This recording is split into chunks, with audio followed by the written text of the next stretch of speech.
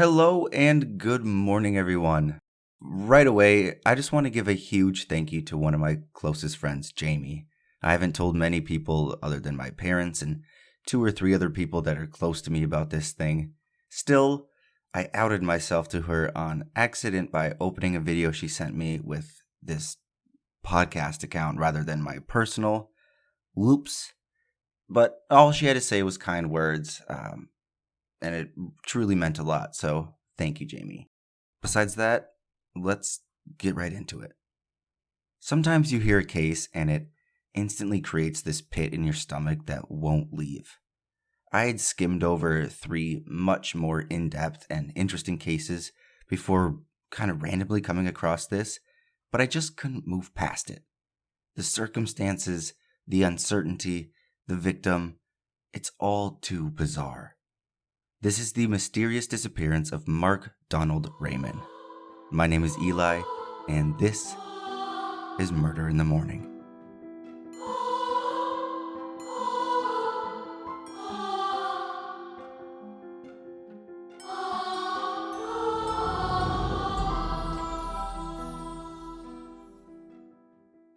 My sources for the story include the Charlie Project, Uncovered.com, an Ithaca Times article by Kathy Bierce, who is actually Mark's mother, and the rest I will list in the notes. Mark Ramin was born on July 4th, 1961 in Ithaca, New York, and built himself a simple yet wonderful life right there. Everyone knew Mark as the friendliest person you could be lucky enough to meet. Mark's sister describes his character best, quote, when she explained in an interview, if you needed $1 and he only had $1 in his pocket, he would give it to you, end quote. Mark was well organized and enjoyed sticking to this daily routine he had, like clockwork. He woke up every day at the same time, had the same bowl of cereal, and made the same 30-minute walk to work each morning to the Pyramid Mall in Ithaca, which is now known today as the Shops at Ithaca Mall. Mark was employed at a store within the mall called Woolworths, where he worked for 17 years. Sticking to that routine every day for 17 years. It was important to Mark. In early of January 2002, unfortunately, this Woolworth store that he had been so dedicated to closed its doors, laying off any staff they currently employed, including Mark. Not gonna let this drag him down, Mark scored himself a new job at the mall working for the Sunglasses Hut. Like I said, he was a dedicated man, and he loved working at this place. According to Uncovered.com, Friday, January 18th, 2002, was a seemingly normal day for Mark, and although we do not know much about how he spent his day, according to police, January 18th was actually his day off from his job at the Sunglass Hut. However, he was last seen leaving this mall that evening, sometime between 9:30 p.m. and 10:30. It's unsure why Mark was even at this mall. Maybe he picked up a shift. Maybe he just wanted to spend some more time there. Like I said, he really enjoyed that mall, but that doesn't matter. He was at the mall. What matters is that after he left the mall, Mark never made it home. At the time, Mark lived with his brother, and when he awoke to realize that Mark never made it home, he phoned his mother, who in turn alerted authorities. In the words of his mother, quote, "We are certain Mark did not leave voluntarily. He loved his life in Ithaca, his friends and family. Our reaction was one of disbelief and shock, leaving us confused and unable to think clearly. I knew Mark well and am positive that he had not run away," end quote. Authorities guessed that Mark must have disappeared on his walk between the Pyramid Mall and his home on Winthrop Drive.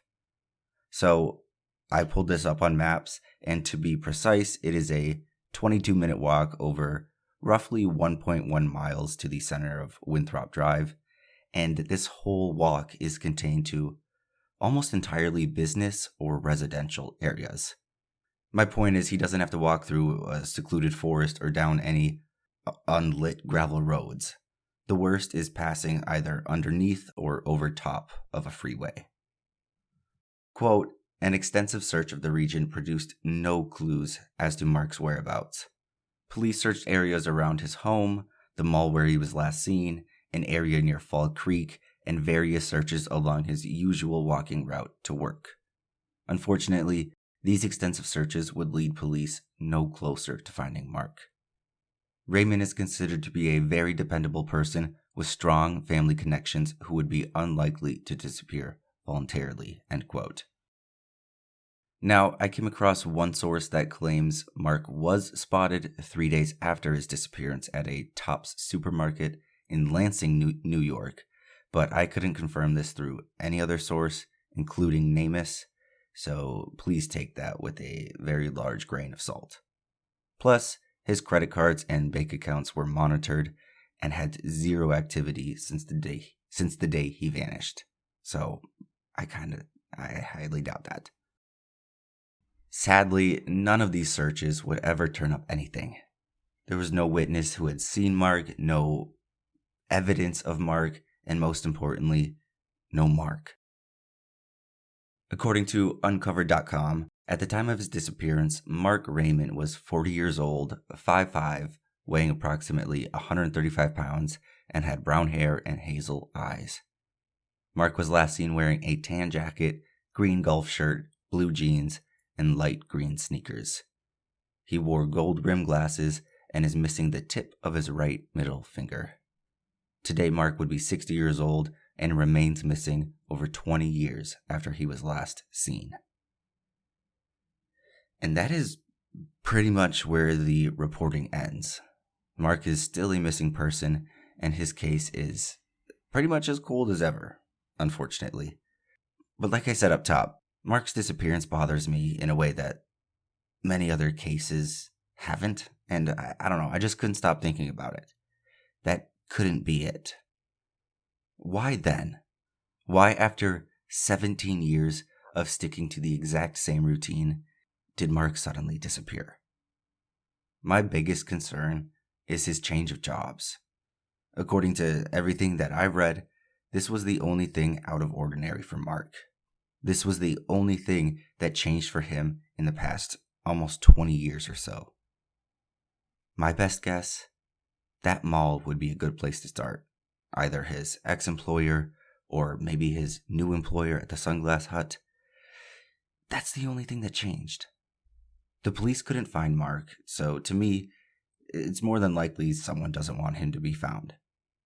Mark's day-to-day life was a simple one. The people he met and befriended them at the mall.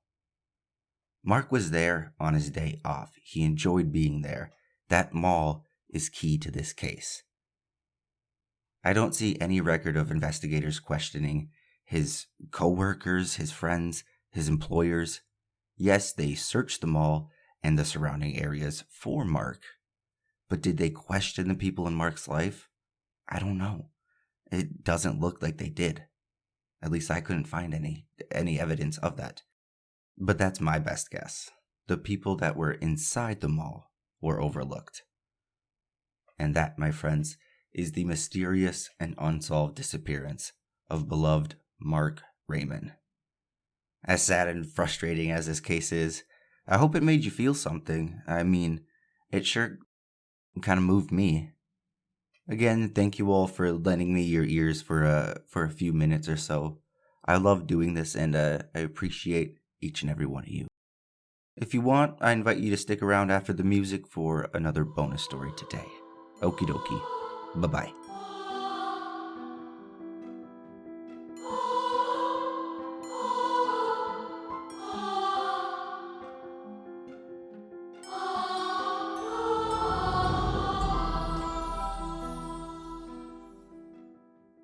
Alrighty. I couldn't think of no other way.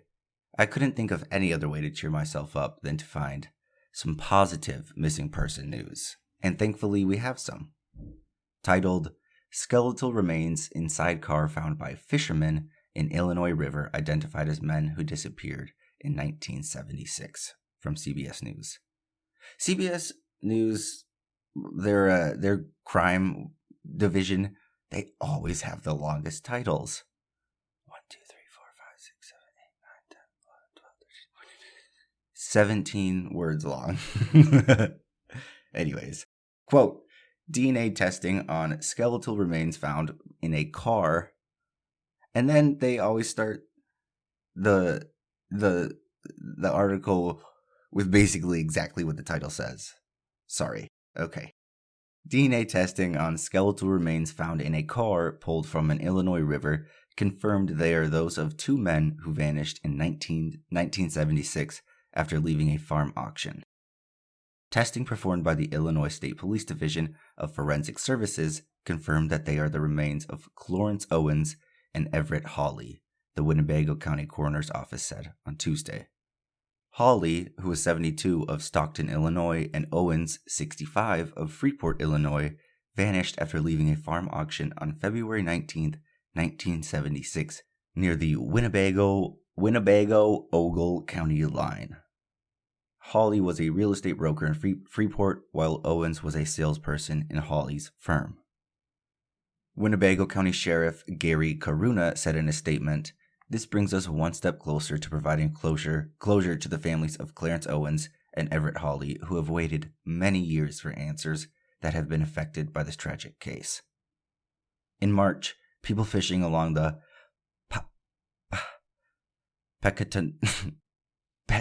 oh my god. Sorry. This word's ridiculous. Pecatonica. Pecatonica?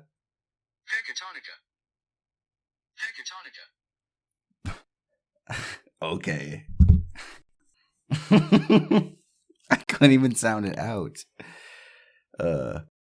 In March, people fishing along the Pecatonica River discovered a submerged vehicle in that river using a sonar fish finder. Sheriff Karuna told CBS, "It's quite challenging because it's sitting in the mud 8 to 10 feet, which is not that deep, but deep enough." Recovery crews then used a crane to pull the 1966 Chevy Impala sedan from the river in the village of Pecatonica. The men had left the farm auction in that vehicle, authorities said. Owens and Hawley were seen at the farm auction with the Impala, which belonged to Owens and which had a new coat of gold paint at the time. Doesn't say if it's real gold or just the color. The men had attended a political rally in the area before stopping at the auction and planned to make a shared appointment in German Valley, about 25 miles west of Winnebago County, after leaving the auction. They never made that appointment. More than 100 bones were retrieved from the vehicle and the river at the site, about 100 miles west of Chicago. DNA extracted from the bones was compared with DNA profiles from the men's relatives to identify them. Before the DNA testing, the remains were examined by a forensic anthropologist in St. Louis, Missouri, who found no evidence of trauma. Winnebago County Coroner Jennifer Morosky told WIFR-TV that how the two men died is still unknown, but no foul play is suspected. The sheriff said, "This is a testament to the dedication and perseverance of our detectives and forensic experts. It's a reminder that no case is ever truly closed, no matter how much time has passed." End quote. First of all, wonderful that they found him. Second of all, check the brake lines. Maybe there was foul play. I don't know. Third of all, the sheriff said, "This is a testament to the dedication and perseverance of our detectives and forensic experts." The fisherman found the car. The detectives never would have found the car without the fisherman. Ugh. But, like I said, good on ya. Well, that is all I have for you today. I hope you had some fun, quick as it may be. Thanks again from the bottom of my heart. Have a great rest of your day, and I will see you next week. Okie dokie. Bye-bye. Love you.